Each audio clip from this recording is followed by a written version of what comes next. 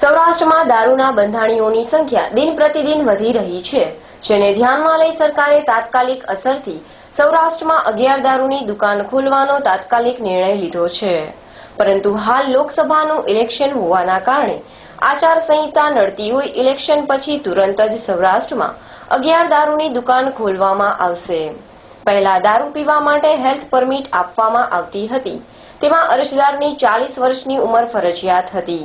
પરંતુ સરકારે આ નવી યોજના બનાવી છે, તેમાં 22 વર્ષથી 60 વર્ષના કોઈ પણ વ્યક્તિને દારૂની પરમિટ મળશે અને પોતે દારૂ પી શકશે.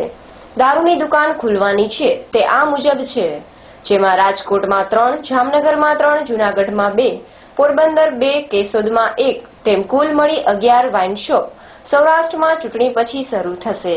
સરકારે તાત્કાલિક નિર્ણય લીધો તેનું કારણ એ છે કે ગુજરાત ટુરિઝમનો વિકાસ થાય, જેને ધ્યાનમાં લઈ નિર્ણય લેવાયો છે. ઘણા સમયથી ધારાસભ્ય તેમજ સંસદ સભ્યોએ સરકારમાં રજૂઆત કરી હતી, જેથી સરકારે આ પોલિસી બનાવી છે.